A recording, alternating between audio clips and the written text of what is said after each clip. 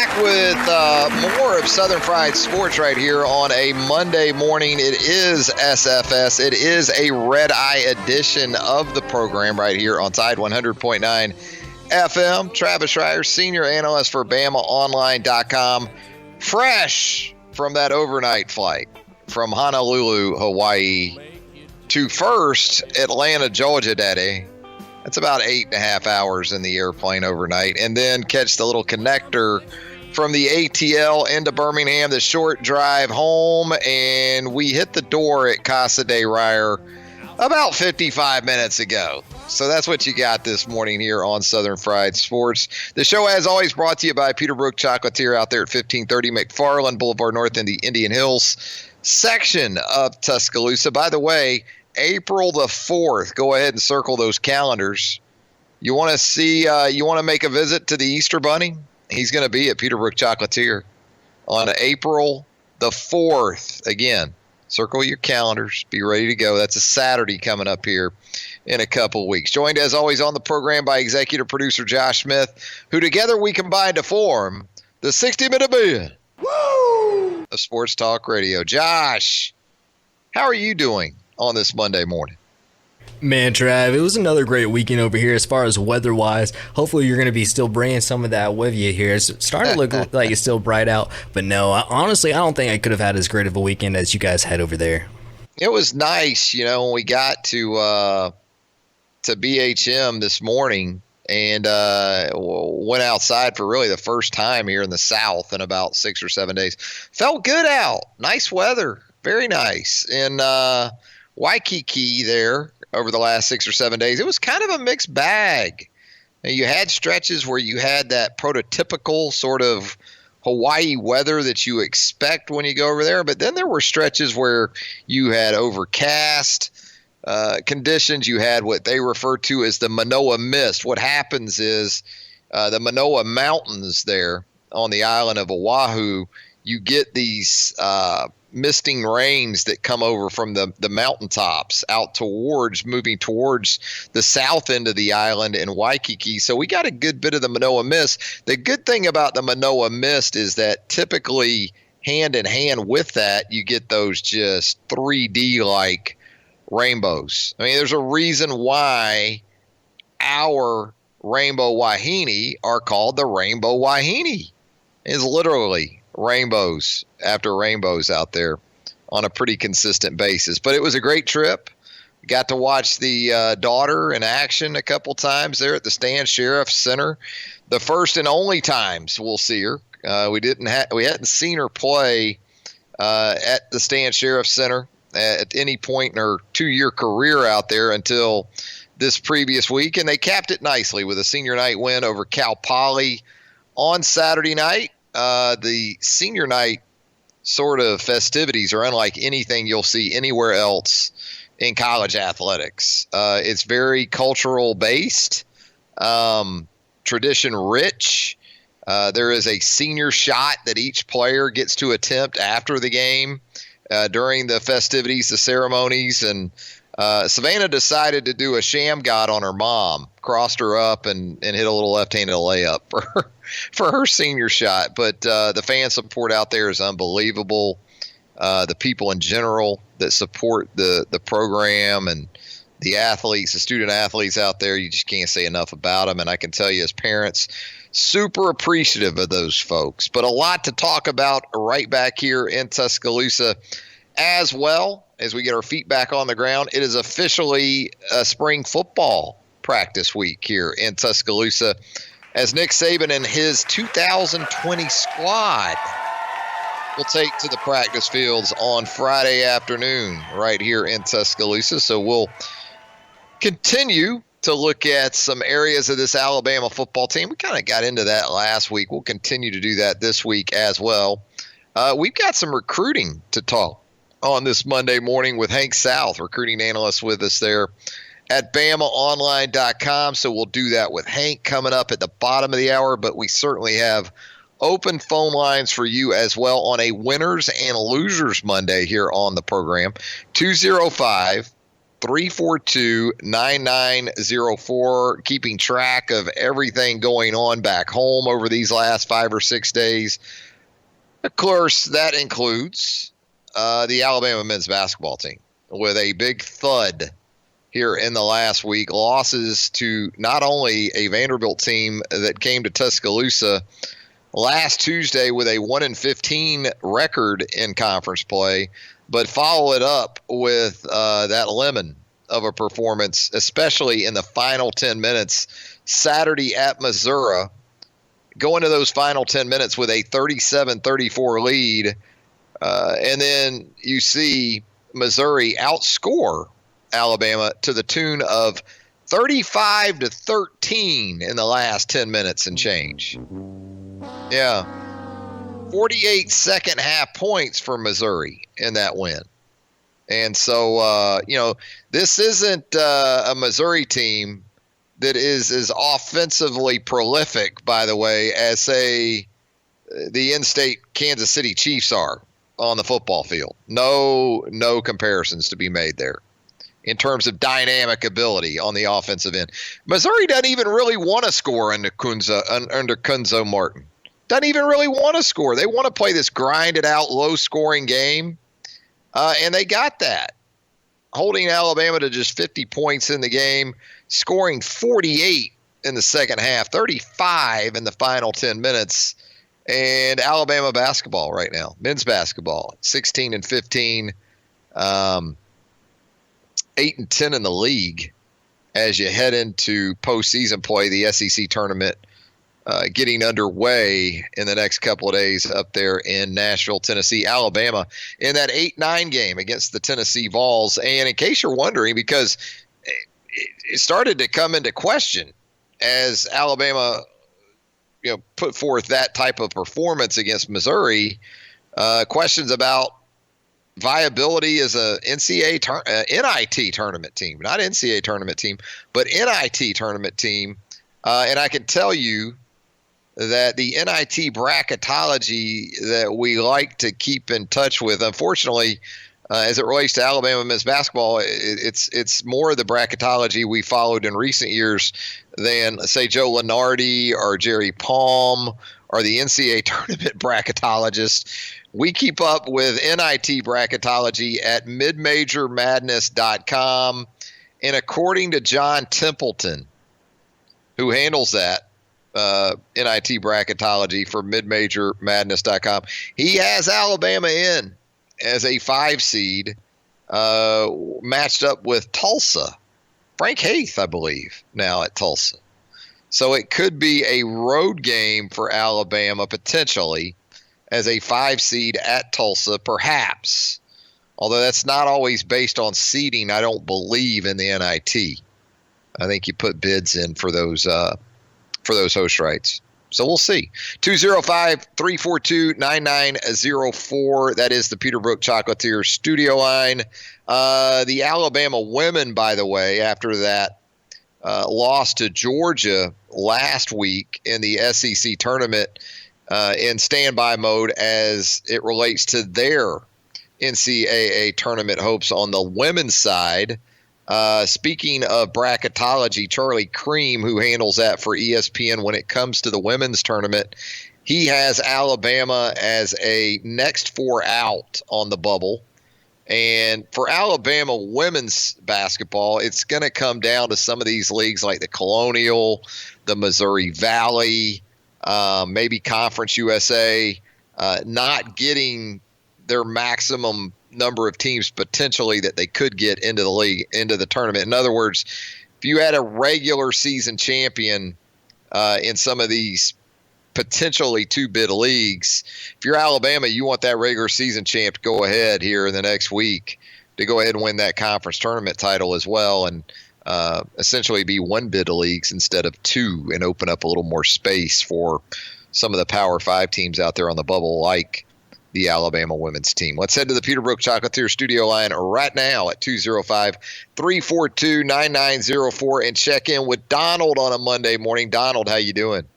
Pretty good, Travis. Good morning. Hope you had a great weekend, buddy. Oh, we had a good one. We really, really did. Thanks for asking. Hope you did too. Are you back home or are you still out west? No, I'm home.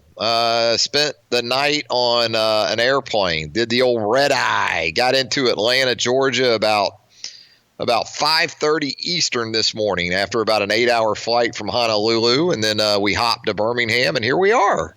Made it home in time. Lord. Made it back to Tuscaloosa in time. I know you've had your coffee, so you're in good shape. Oh man, I'm telling you, I'm needing it. I'm needing it, but no, we're good. We're good. What do we want to talk about this morning? Well, first off, the winners, baseball and softball, for recovering from their losses this weekend, still take 2 out of 3 in their respective series, especially softball in their conference opener. So good for them. Definitely the losers, men's basketball, pathetic effort on Saturday. No way to put it. And the last 5 or 10 minutes of that game, they quit. They had a chance to win that game, and they quit. Missouri punched them in the face, and they just laid down like lap dogs and paper tigers. And I can't believe that you're even talking about an NIT bid for that team, because they're going to lose on Thursday, and that'll stick a fork in them for once and for all. Because I mean, the effort wasn't there on Saturday. It was pathetic, and on both ends of the floor, and Missouri punched them in the face and didn't respond. That was very unfortunate, and I think there's obvious that after all this is said and done, that Nate Oats is going to have a lot of reshuffling to do with this program, because apparently some of them have stopped buying into what he wants, and I think it's about time that he just if it needs to hit rock bottom, then hit rock bottom and build it the way he wants to build it, because he's good at building programs from the bottom up, and I think that might be where we're at with basketball. Yeah, if there was a bottom out point for this team, Saturday and those final 10 minutes seemed to be it, right? And I got to give Donald credit. I wanted to argue with Donald over these last 2 or 3 weeks about the trajectory of this Alabama men's basketball team, but Donald has called it. He has said exactly kind of how this is going to play out, and perhaps that will be the case on Thursday. That's an 8-9 matchup in Nashville. That's a home game for Tennessee, obviously. Up there at Bridgestone Arena in Nashville. Even if you win that game, if you're Alabama, if you win that game, I think you're good to go as far as an NIT team.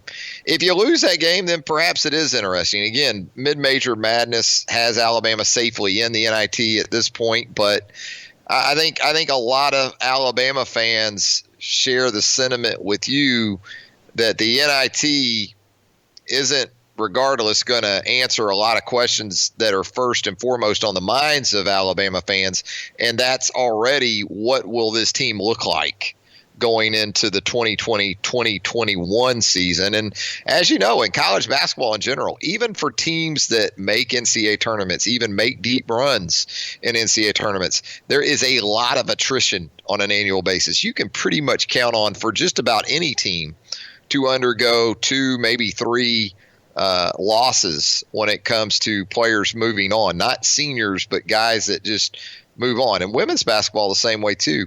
So from that perspective, I think there's going to be a lot of attention paid to, again, the makeup of this roster in about 6 months' time. The thing that bothers me is the people that have been here are some of the same people that you got issues with. Alex Reese. I don't know what's happened to him the last 4 games. I've heard that he might have a hip issue. If he's got a hip issue, then, deal with it. Be honest about it. Say there's an injury there, You can handle an Most issue coaches like that. aren't But typically going to give that away.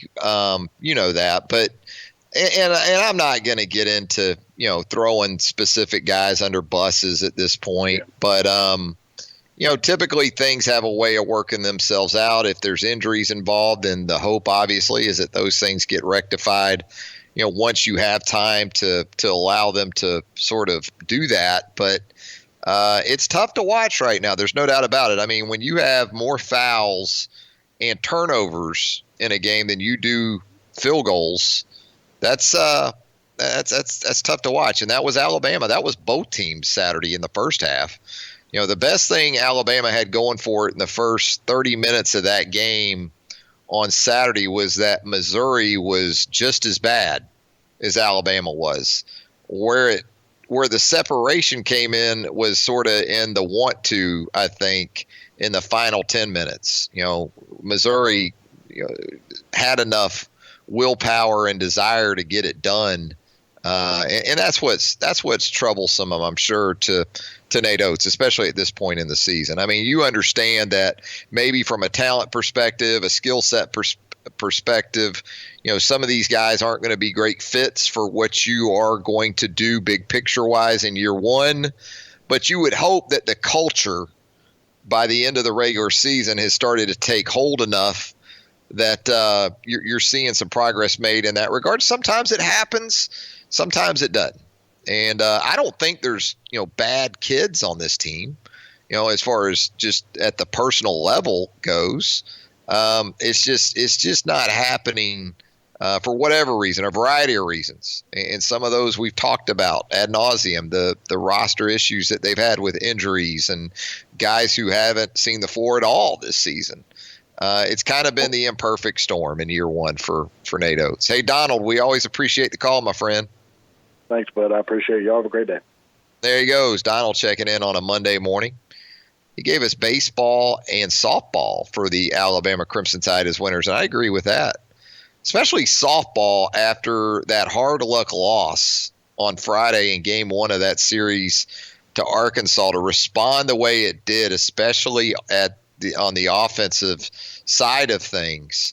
Got some big time performances from KB Sides, from Skylar Wallace, from Alexis Mack, and Alexi Kilfoyle in the circle on Saturday and Sunday.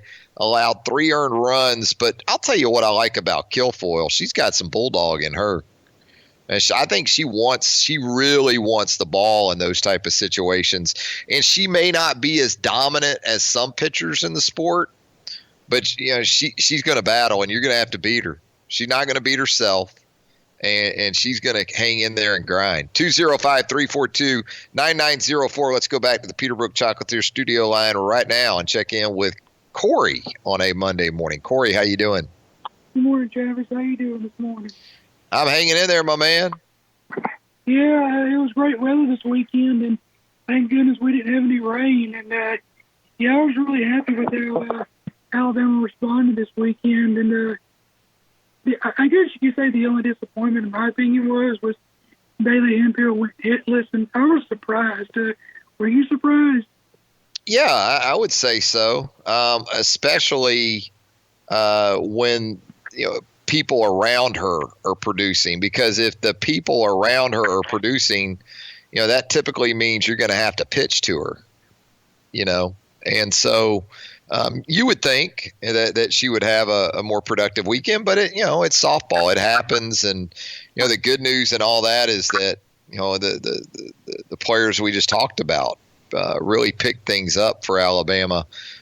Jenna Johnson, the freshman outfielder, on Saturday with a home run and a double in that win. So that was the good news in it all, was that you showed enough, you got enough, even from a reserve like Carla Heiss, to kind of put those 2 run rule games away with some walk-off base hits. That's a good thing. And again, your pitching depth and Kilfoyle continuing to emerge is someone you can really depend on in a league like the SEC. There was a lot of positives to come out of that series for Alabama.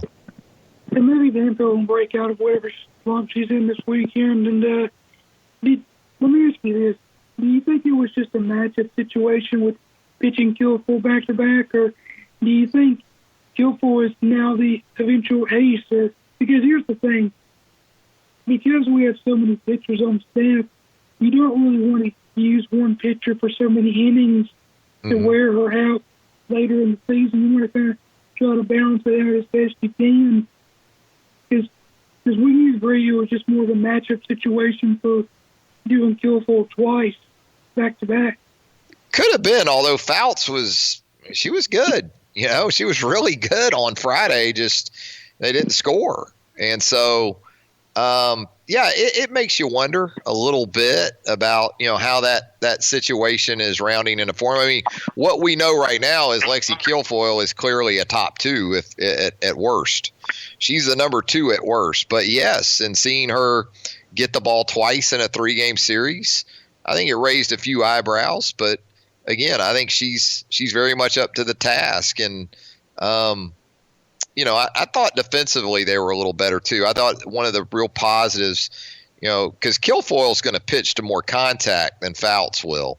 So you're going to have to make a few more plays behind Kilfoyle than you will, say, Fouts when Fouts is right.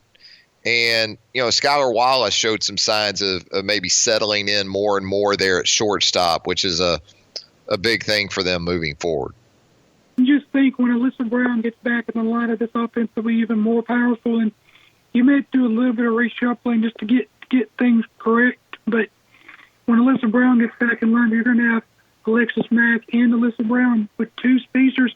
And speaking of Alexa, did you see how fast she was running on that triple? I mean, if it was hit, just say it was fumbled around to the infield, she would have scored easily all the way around. But I've never seen a player run so fast in my life besides Alyssa Brown. But she was pulling butt around. Yeah, Mac can go. I mean, I went out to the first practice of the regular season. A month or so ago. I guess it was 6 weeks ago now. Time just flies. But they were doing some base running drills when I was out there that particular day, and Mac just, Murph had talked about it, but yeah, when you see it for yourself, she can absolutely fly, no doubt about it. Hey, Corey, we got to get to this break, but big weekend coming up. Got the Texas Longhorns coming in here. That's an opportunity for this team, this Alabama team, to get a couple wins against top 5 type competition that could come in handy when we get further down the road and you're looking at some of the seeding that you're going to want to have maybe working for you when you look at that top 8 or so coming up late in the season. Yeah, Texas will definitely be a challenge. It'll be interesting to see what happens. No doubt about it. Thanks, Corey. We're going to get out of here on a break. Here we go. First break of the program coming at you. When we come back, more of winners and losers from the sports weekend. I'll give you a loser, okay, when it comes to airplane and airport etiquette. Maybe a little bit of a rant in that regard when Southern Fried Sports returns right here on Tide 100.9 FM right after this. It's a red eye playlist for you on this Monday edition of Southern Fried Sports right here on Tide 100.9 FM. Travis Reier, senior analyst for BamaOnline.com. Coming up in a few minutes, we're going to check in with Hank South, my colleague there at BamaOnline.com. Had a big Junior Day event at the University of Alabama over the weekend. We'll get Hank's thoughts on how that played out. Drake May, Alabama's 2021 quarterback commitment, has reverse field and flipped from Alabama to North Carolina. That's his home state. He's a legacy. His dad played football at North Carolina. His older brother here in the last couple of years played hoops for the Tar Heels. So not exactly a shocker there, but we'll talk about how situations like Drake May at quarterback have worked out pretty well for Alabama in the last 3 or 4 years when switches have been made and perhaps guys have made the decision to attend different programs, most notably the University of Georgia, and how that's worked out for Alabama in the past. But, yeah, we've got the Red Eye playlist, and that's in large part for the travel here in the last 12 hours that the Chocolate Lady and I have made from Honolulu, Hawaii. I almost called it Alabama. Why not at this point, right? Just combine them. You got the cross training from Tua to here to Savannah to Honolulu. Why not just call it Honolulu, Alabama? But yeah, a little bit of a rant because I think we're getting to the point where there needs to be sort of an etiquette course that has to be completed before people can participate in air travel. I think it's really reached that level. Like a driver's ed kind of, not like right. Obviously, but like some type of etiquette course for you to be able to travel, you must.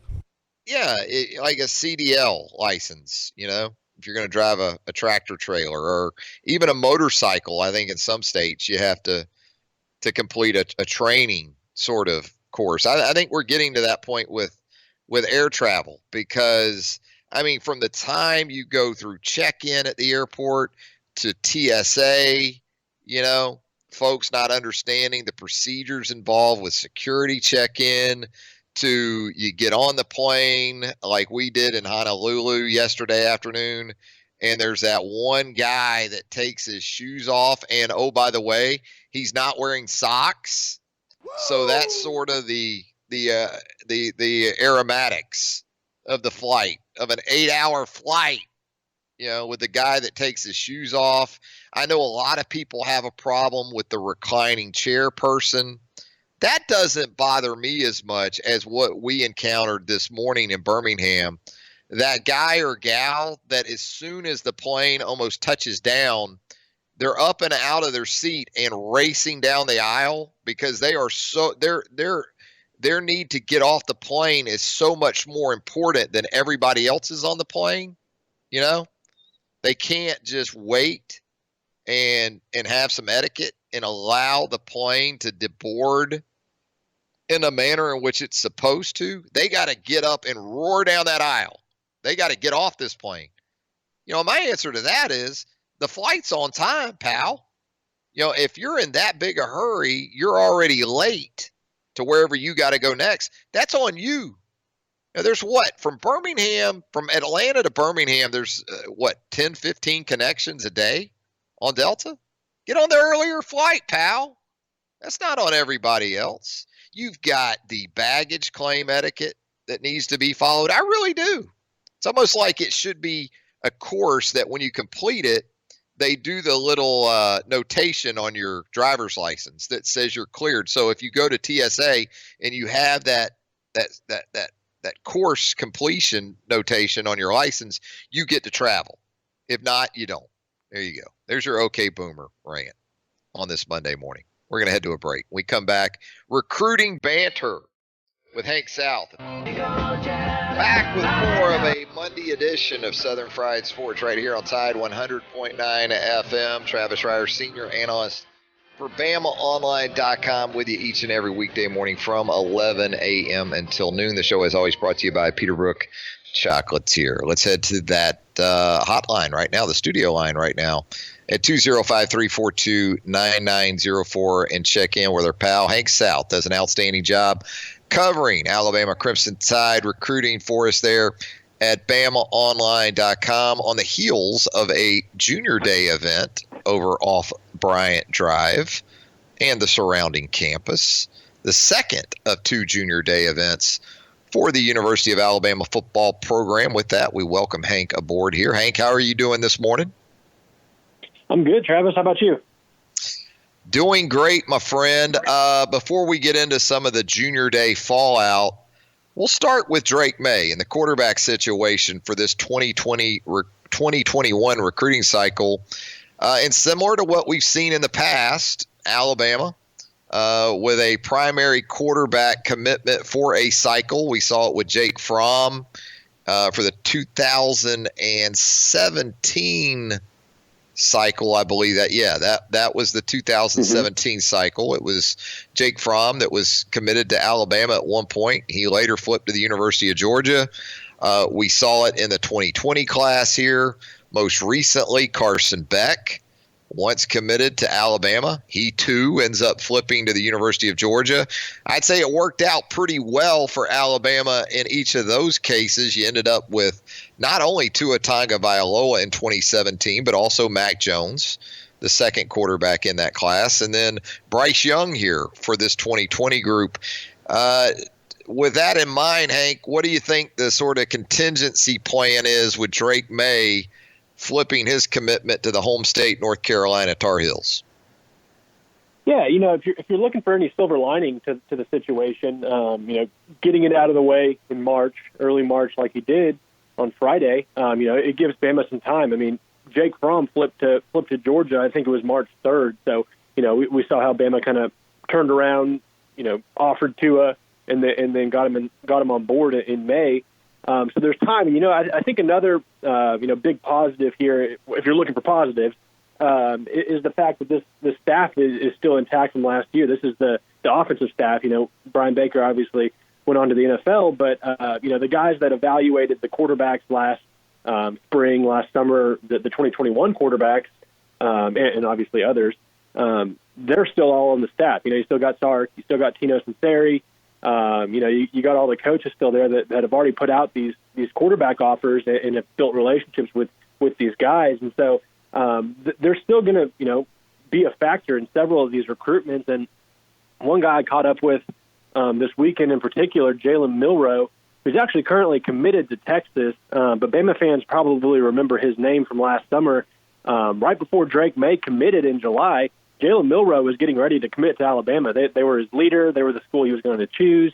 And then we obviously saw Drake pop, and Jalen kind of circled back and committed to Texas. And so I caught up with him at a 7-on-7 tournament, and he's saying he's fully committed to Texas. He's 100% with them, but he is keeping his eyes open to other opportunities. And Bama is one of those. He said he talked to the staff earlier last week. I'm sorry. And he's kind of maintaining communication with them in a few other programs. So, there's going to be other names. I think there's about 8 quarterback offers out right now. A handful of them are already committed. So it's going to be some guys they might have to, change their minds. But I wouldn't be surprised to see them also, put some new offers out and kind of see what's out there at the quarterback position still remaining in 2021. We talked about this on the Built by Bama online podcast for Friday's edition of Daybreak last week. And this was before the Drake May decommitment. And you look at Alabama right now for the 2021 cycle, one hard commitment. That coming from Deontay Lawson, the weak side defensive end, outside linebacker prospect from Mobile Christian School down there in the Port City, plays for former Alabama assistant coach Ronnie Cottrell down there at Mobile Christian. What's the concern level at this stage of the proceedings with Alabama sitting here with just one commitment and understanding we're in an era now of an early signing period in December to go along with the February date? Is there reason for concern, in your opinion, at this point when looking at how things are moving along for this upcoming class? If it were, July or August, the season's about to start, and there's one commitment in the class, I think there would certainly be reason for concern, just like you said, with kind of this expedited calendar and things moving at a quicker pace. But considering it's still early March, this past Saturday was really the first weekend that Bama's hosted visitors so far this spring. There's a dozen big visits coming up in the next 4 weeks.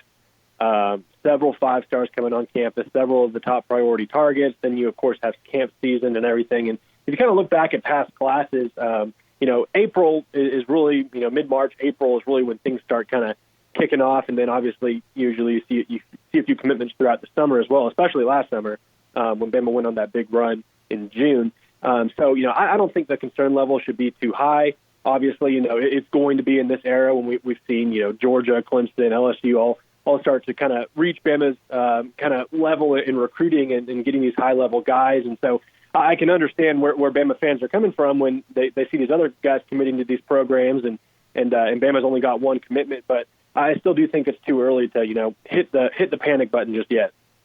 Hank, it's interesting because even with that early signing date coming on board here in the last couple of years, it seems like almost simultaneously Nick Saban has taken a more, I wouldn't say reluctant, but just maybe a little more patience in getting the truly committable offers out there. I mean, we come out of a junior day event, we hear about more offers, but then we also understand that that's kind of just a mile marker in the evaluation process to get these guys back on campus in the summer for the camp work. And is that kind of the way it's been the last couple of years, even with that early signing date, not seeing Alabama maybe push as hard as early for some of these guys?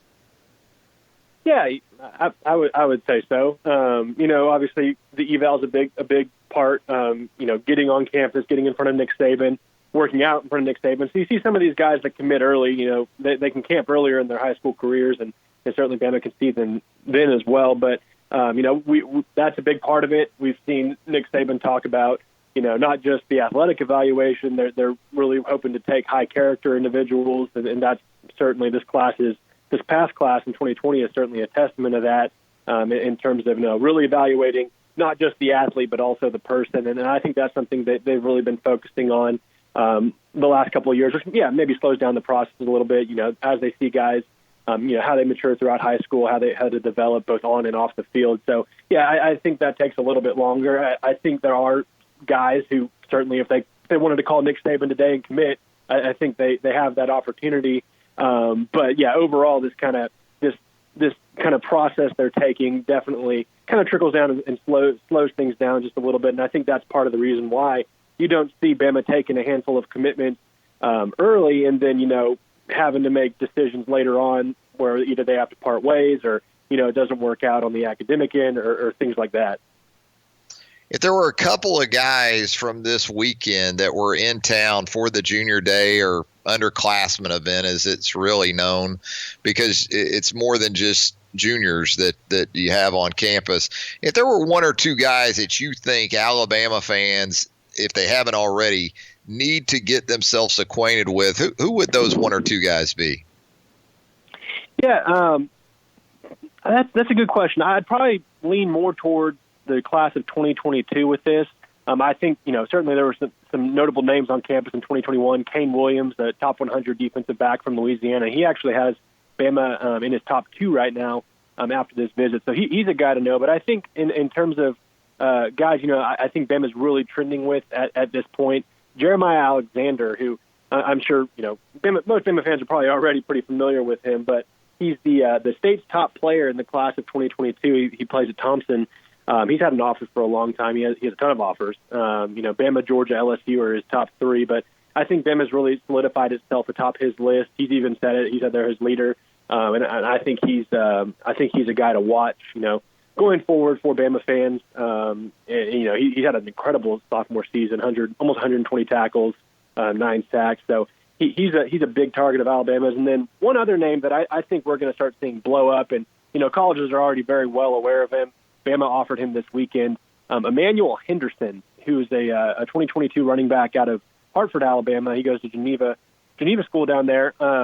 His tape is something else. He kind of does it all. He had almost 2,000 yards rushing, 340 yards receiving, 4 touchdowns there. Big kickoff return guy. He has a pick 6. His tape is very impressive, and he was a guy that was on campus over the weekend, got the Bama offer. That I think that one's going to probably turn into an Alabama-Auburn battle right there. So I think if Bama fans weren't aware of him prior to this weekend, I think he's worth a look. And there were several guys we could probably spend a whole hour talking about that were there this weekend, but those are two I'd say really kind of stood out from the pack. As we let you go here, Hank, did you get any feedback in your interaction with guys from the weekend that maybe had some dealings with Alabama's new strength and conditioning duo?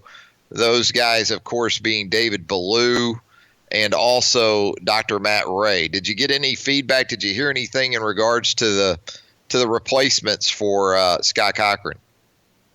Yeah, it sounds like they put on a pretty impressive display for the recruits that were on campus. I mentioned Kane Williams earlier. He was telling me about it, how he has a guy that he trains with in Louisiana that does similar work in terms of the analytics approach to strength and conditioning, and he said he really, really liked that, and it's something he's a big fan of. And then again, I just talked about Jeremiah Alexander, but he actually kind of went more in depth on what they talked about, and he said that they had an example of a running back. They were doing a presentation, and they gave the recruits an example of how they had a running back that was running a 4.39 laser time, and they broke down however they're going to do their metrics and all that. They said they can look at different muscles in your leg, whether it's the quad or your hamstring, and they can kind of see on their graphs and their charts what needs to be worked on more to kind of balance out the, I can't get scientific with this. I'm probably going to start rambling, but basically he said that it was a very impressive display, and he's a big fan of those two and what they're going to do in Tuscaloosa. But basically the end of that story was that they got the 40 time down from a 4.39 to I think a 4.29 is what he told me in the matter of a month, just by kind of looking at the data. So, and I think the recruits really like the presentation they saw this weekend. And I think those two are going to be a big asset for Bama on the recruiting trail going forward. Yeah, especially with that Sports Science Center going up over there off Bryant Drive. Hey, Hank, as always, we appreciate the time, my friend. Definitely. Thanks for having me, Travis. There he goes, Hank South, recruiting analyst for us there at BamaOnline.com. Going to step aside for a break. When we come back, Nate Oats addressing the assembled media over at Coleman Coliseum this morning in advance of Alabama's appearance in the upcoming SEC tournament. A little bit of fire. Some fire takes coming from Nate Oats. We'll get into some of those as we put a wrap on a Monday edition of Southern Fried Sports right here on Tide 100.9 FM right after this. Having a lot of fun these days is Alabama men's basketball coach Nate Oats, and he's addressing the media as we speak over there at Coleman Coliseum this morning.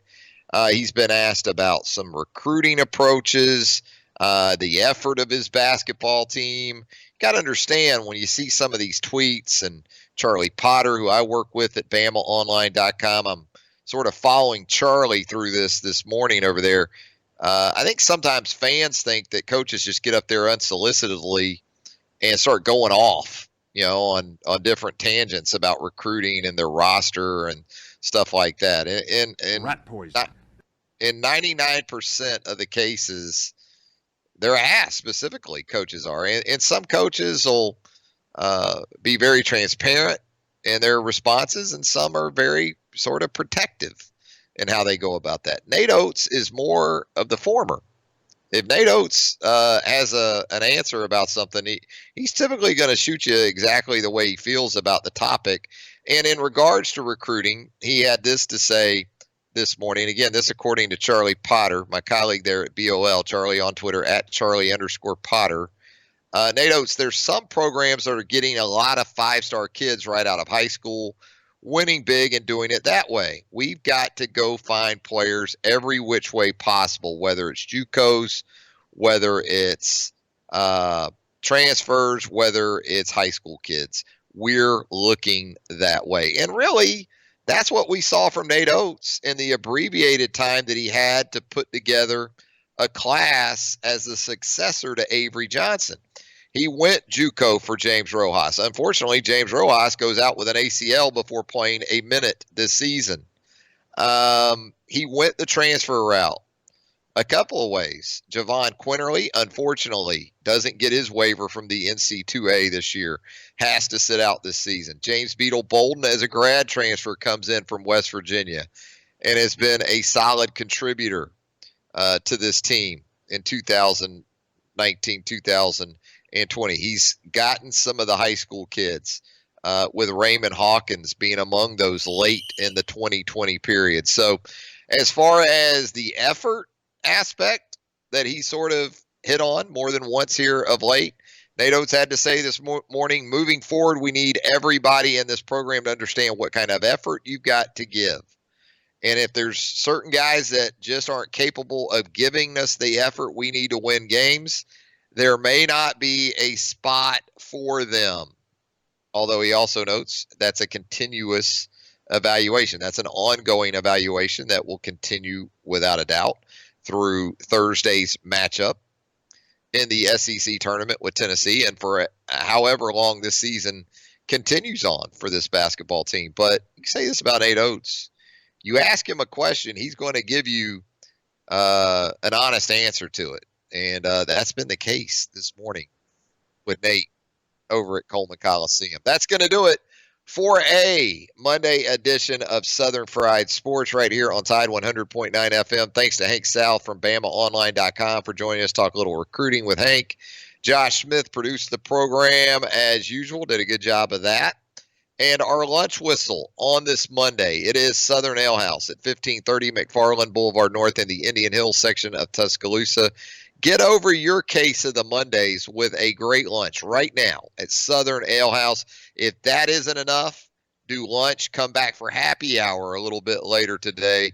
It'll be sure to help you get through a Monday, no doubt about it. Southern Ale House, 1530 McFarland Boulevard North. Until Tuesday at 11 a.m. Have a great rest of your Monday, everybody.